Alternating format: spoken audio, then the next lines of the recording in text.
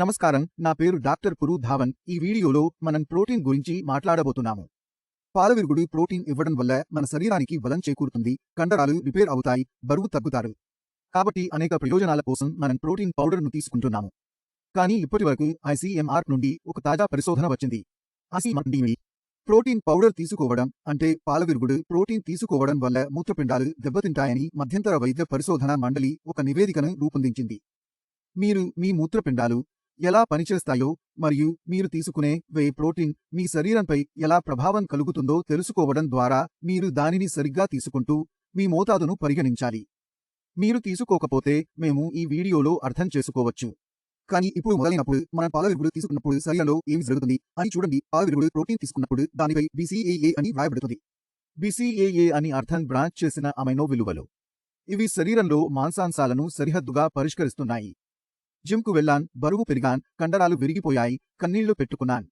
అది రిపేర్ చేయకపోతే మరొక రోజు వ్యాయామం చేయలేరు. అందుకే బాడీ బిల్డర్లు, అథ్లెట్లు అందరూ దీన్ని వాడుతున్నారు, ఎందుకంటే ఇది బాగా పనిచేస్తుంది. కానీ మనకు తెలియకుండానే ఎక్కువగా తీసుకోవడం మొదలు పెడితే మన శరీరం త్వరగా సిద్ధమవుతుంది. కాబట్టి ఏమి జరుగుతుంది అంటే చాలా ప్రోటీన్ శరీరంలోకి వెళుతుంది. ప్రోటీన్ చెడ్డ విషయం కాదు, కానీ అది చాలా పెరిగింది. మనం ఎక్కువ ప్రోటీన్ తీసుకున్నప్పుడు మన శరీరంలో ప్రోటీన్ జీర్ణమైనప్పుడు మన కాలేయం దానిని విచ్ఛిన్నం చేసి యూరియాను తయారు చేస్తుంది. ఇప్పుడు ప్రోటీన్ ఎక్కువ తీసుకున్నారా, అప్పుడు శరీరంలో యూరియా కూడా తయారవుతుంది. ఇప్పుడు ఈ యూరియాను శరీరం నుండి పూర్తిగా తీసుకోవడం చాలా ముఖ్యం. ఈ యూరియాను ఫ్లష్ చేయడానికి మనం ఏమి చేయాలి? మన కిడ్నీలు అదనపు పని చేయాలి. మీరు ప్రోటీన్ తీసుకున్నప్పుడు తక్కువ నీరు తీసుకున్నట్లు ఉంటే మూత్రపిండం పరితోషం అవుతుంది. శరీరం నుంచి ఆ యూరియాను బయటకు పంపడానికి సరైన పరిమాణంలో నీరు అవసరం. కానీ ప్రోటీన్ తీసుకోవడం తర్వాత మరొక సమస్య కనిపిస్తుంది.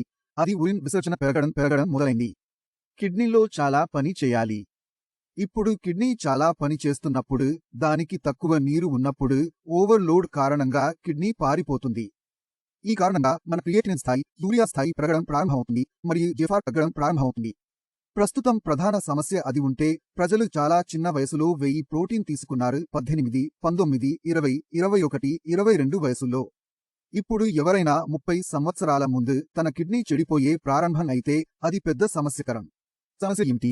ఈ రోజు మీ వయసు 30 సంవత్సరాలు. ఒక సాధారణ మానవ సగటు వయస్సు 80. కాబట్టి 50 సంవత్సరాల పాటు చెడిపోయిన మూత్రపిండాలతో పాలవిరుగుడు ప్రోటీన్ తీసుకోవడం అంత సులభమైన పని కాదు. కాబట్టి మేము పాలవిరుగుడు ప్రోటీన్ ఉపయోగించేటప్పుడు సహజ ప్రోటీన్ యొక్క ప్రత్యామ్నాయాలు చాలా ఉన్నందున అలా చేయవద్దని నేను మీకు సలహా ఇస్తాను. మీరు వైట్ మీట్, ఎగ్స్, చేపలు, చికెన్ వంటి సన్నని మాంసం తినడం ప్రత్యేక పరిమితాలు లేవగానే తినవచ్చు. మీ మూత్రపిండాలు దెబ్బతినవి కాదు. మీరు పాలు ఉపయోగించితే నష్టం కావడం లేదు. ఎందుకు కాదు? ఎందుకంటే మనం సహజంగా ఏదైనా తీసుకున్నప్పుడు ప్రోటీన్ మాత్రమే కాదు, అందులో విటమిన్లు, ఖనిజాలు అన్నీ ఉంటాయి. మొదటిగా ఇది ఉపయోగకరంగా ఉంటుంది. రెండవ విషయం, అందరికీ ఉపయోగం ఉంటే దాని బయోవైలబిలిటీ చాలా బాగుంది. నేను అర్థం చేసేది ఇది 100 గ్రాముల గుడ్లు మరియు 100 గ్రాముల ప్రోటీన్ తినడం వల్ల శరీరం ఎక్కువ లాభం పొందుతుందని అర్థంగా ఉంది. అది కూడా ప్రముఖం. బయోవైలబిలిటీ అర్థం శరీరం ఎంత పొందించింది అని అర్థం. ఉదాహరణకు 100 గ్రాముల గుడ్లు తీసుకునేందుకు 100 గ్రాముల ప్రోటీన్ తీసుకునేందుకు శరీరం ఎంత పొందింది అని అర్థం. అది జీవితం లభ్యత. కాబట్టి అన్ని సహజ ప్రోటీన్ల జీవ లభ్యత వేగవంతంగా వేయబడుతుంది. కానీ పాలవిరుగుడు ప్రోటీన్తో పోలికి పొందడం లేదు. ఇప్పుడు మనం పాలవిరుగుడు ప్రోటీన్ తీసుకున్నప్పుడు దానికి రుచిని ఇస్తాము. అది చెడ్డది కాకపోతే మనలో ప్రిజర్వేటివ్స్ ఉంటాయి. దీన్ని నీటిలో కలిపితే దాని ఆకృతి బాగుంటుంది. అందుకోసం మేము దానికి చాలా జోడించాలి. మీ శరీరంలో ఈ యోజకం కావాల్సిందేమో కానీ కావలేదు. కాబట్టి మీరు మీ పెట్టెను తీసుకుని పాలవిరుగుడు ప్రోటీన్ను చూస్తే అధికాయంగా కనిపించే వస్తువులు జోడించబడినవి ఉన్నాయి. 95 శాఖ ప్రోటీన్ మరియు 5 శాఖ శరీరంలో కావలసిన విషయాలు లేకుండా ఉంటాయి. తెలియకుండానే మనం దీన్ని తిని ఉంటే దాని ప్రభావం మన శరీరంలో పడటం ప్రారంభమవుతుంది. అందుకే బాడీ బిల్డర్లు, అథ్లీట్లు మరియు ప్రొఫెషనల్స్ వారితో ఉన్నారు అని కారణం. ఏమి చేయాలో, ఎలా చేయాలో చెప్పే అధిక వేతన పోషకాహార నిపుణుడు వారితో ఉన్నారని మీరు ఎప్పుడైనా చూసారా? వారు చెప్పిన విషయాలను అస్సలు దాటరు. దీని కారణంగా వారు తమ ఆరోగ్యాన్ని నిరీక్షణలో ఉంచుకోవచ్చు. కానీ మన శరీరాన్ని తయారు చేయడం ప్రారంభించినప్పుడు మనకు తెలియకుండానే మనం ఆ తప్పులు చేస్తాం. వాటిని మన జీవితాంతం మూల్యం చెల్లించుకోవాల్సి ఉంటుంది. అని వారు అనవసరమైన కారణం వల్ల 1000 ప్రోటీన్ తీసుకుంటున్నారు. నా శరీరాన్ని షేప్లోకి తీసుకోవాలనుకుంటున్నారు. నేను శరీరం తయారు చేయాలనుకుంటున్నాను. అందువల్ల ఆ ఉద్దేశాన్ని వదిలివేయండి. మీ శరీరంలో మీకు వీలైనంత ఎక్కువ వ్యాయామం చేయండి. మీ నిద్రను నియంత్రించండి. బాగా నిద్రపోతే శరీరం బాగుపడుతుంది. ఒక రోజులో చేయకపోతే తర్వాత అది చేస్తారు. ప్రకృతి ప్రోటీన్ కోసం మీకు చాలా ఎంపికలు ఉన్నాయి. వాటిని ఉపయోగిస్తున్నప్పుడు పాలవిరుగుడు ప్రోటీన్ వీలైనంత వరకు నివారించడానికి ప్రయత్నించండి.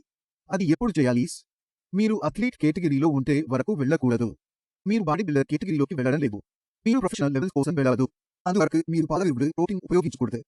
మీరు మీ శరీరాన్ని ఆరోగ్యంగా ఉంచుకోవాలంటే మీకు ఎటువంటి సప్లిమెంట్లు అవసరం లేదు. మీరు మీ ఆహారాన్ని సంపూర్ణంగా ఉపయోగిస్తారు. సాధ్యమైతే మీరు ప్రాకృతిక మూలాల నుండి వస్తువులను ఎక్కువగా ఎంచుకోవాలి. మీ శరీరం మంచిగా పనిచేస్తుంది. కారణం మీరు ఎప్పటికీ విని చికెన్ తినడం వల్ల మూత్రపిండాలు దెబ్బతింటారు అని మీరు వినని, లేదా నేను ఎక్కువ గుడ్డు తిన్నాను ఎవరి కిడ్నీలు పార్శ్వవాయిపోయాయి.